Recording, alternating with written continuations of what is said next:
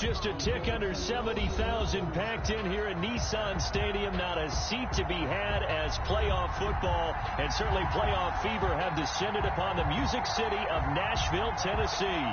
Straight ahead, we punch the second of 2 tickets to the AFC title game, and we've got a great one in store between the Pittsburgh Steelers and the Tennessee Titans. For a berth in the AFC Championship game, off we go in the divisional round of the NFL playoffs.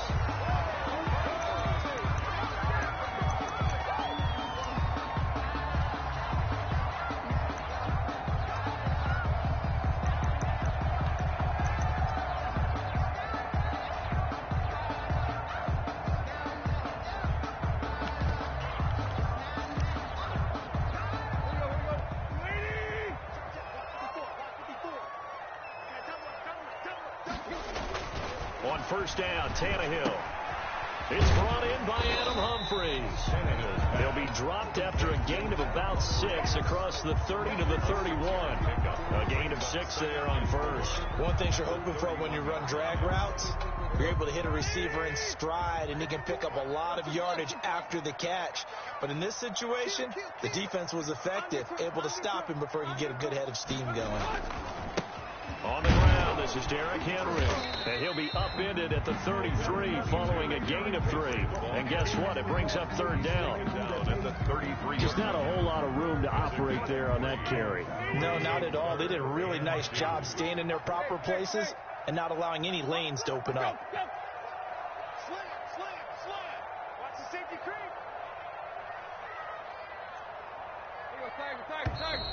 Now some movement before the snap. And we'll hear from our referee for the first time this afternoon.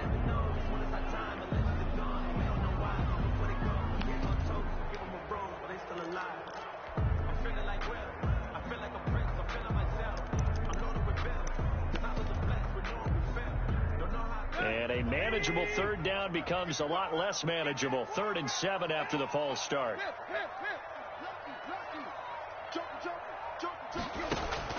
Now it's Tannehill. On the screen, this is Evans.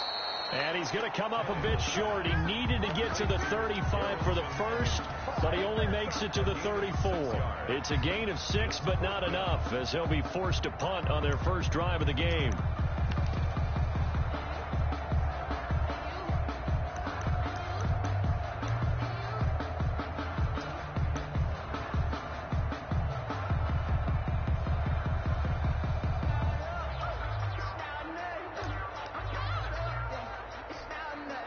On 4th down, here's Brett Kern to punt the football away.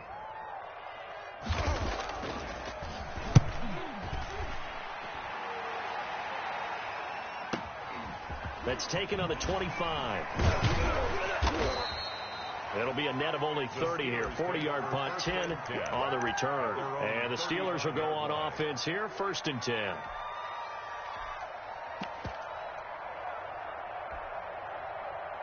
Big Ben and the Steelers with a 1st and 10 at their 35-yard line. Here's Travis Homer, the former Miami Hurricane. Call it a gain of 4 on first, and that'll make it 2nd down. Well, on every play call, you realize it's not going to go for a touchdown, so a lot of your calls are setting things up for maybe later in the game, trying to establish the inside run with toughness now, hopefully get to the perimeter later, and let's face it, you could do worse than a 4-yard run on first down. From the 39, Roethlisberger finds his running back, James Conner. And he goes down, but not before getting this inside the 25.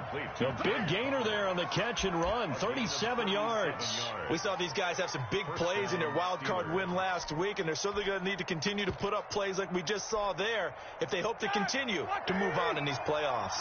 So the big play gets them all the way down to the outskirts of the red zone here for 1st and 10.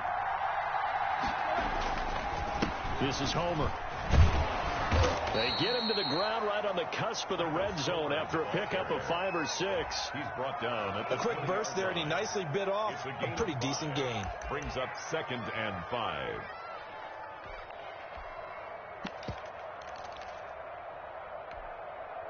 After the pickup of 5, here's 2nd and 5.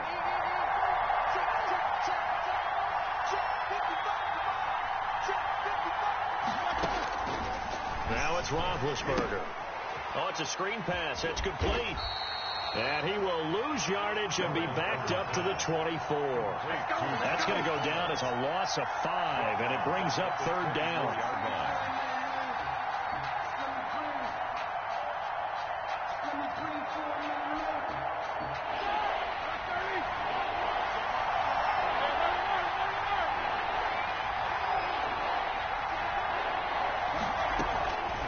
From the shotgun, it's Roethlisberger.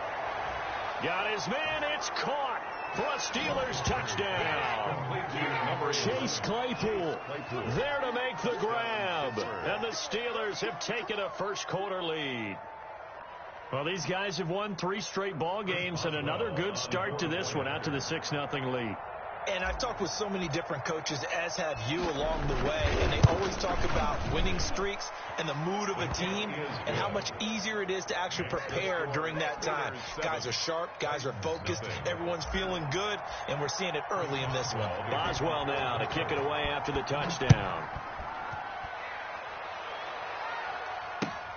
Fielded near the back of the end zone. And it'll come out to the 25 as Raymond will elect not to bring it out. 5-yard line.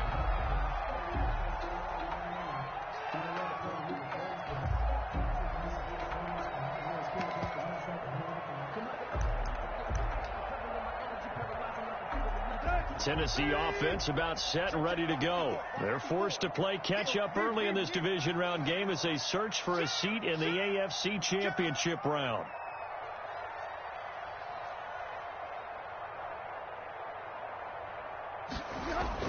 On 1st and 10, Tannehill.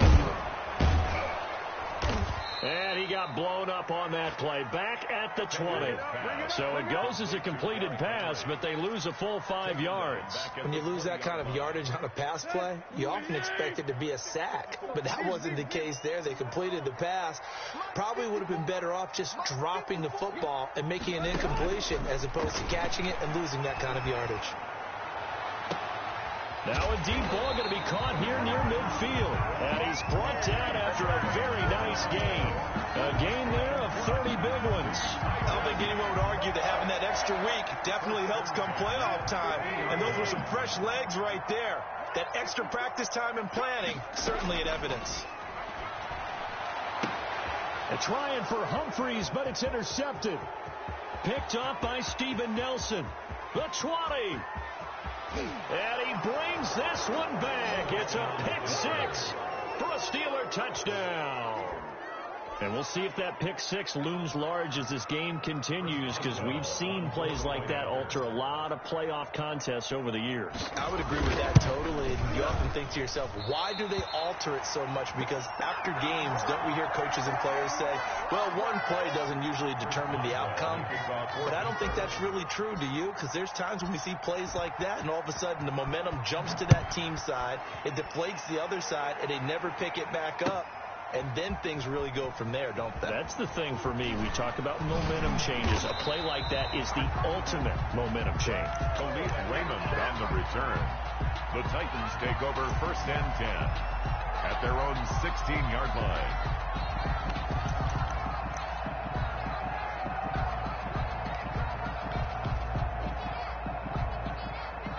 The Titans offense set to begin the drive. And following the pick 6, and they had decent field position in throwing that pick 6. We'll see how they attack this drive.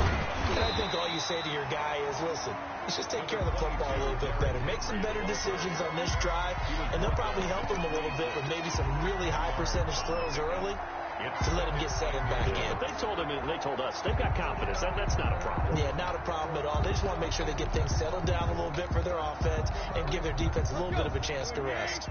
Still a few inches short of a first down as they come up now on 2nd down. 54 is Mike. 54 is Mike. Check, check. Watch 54. Watch 54. So we got man. Running from the gun with Henry. And this is going to be a Titans first down as he's got this past the 35 to about the 37. I have to admit, I'm excited by that play call and the end result, because this is a team that's down big early in the first quarter, And a lot of teams will just panic, abandon the playbook, and just start firing the ball all over the place. It's way too early for that. Stick to what works for you. Down double digits, and we talked about their game plan being both running and passing there. You're right. They're sticking to the game plan, getting the ground game going. A lot of football left to be played. And if there was a lane there, it closed up quickly as he stopped for no gain. Second down. The running lanes have definitely not been there for him here in the first half, and I don't think it's all been his fault. His offensive line hasn't given him much space. A loss results there. So after the run for no gain, here's 2nd and 10. They'll try the air now with Tannehill. He finds Corey Davis. And he takes it down deep into Pittsburgh territory. A big play that time for the Titans. 45 yards. 1st and 10 at the 18-yard line.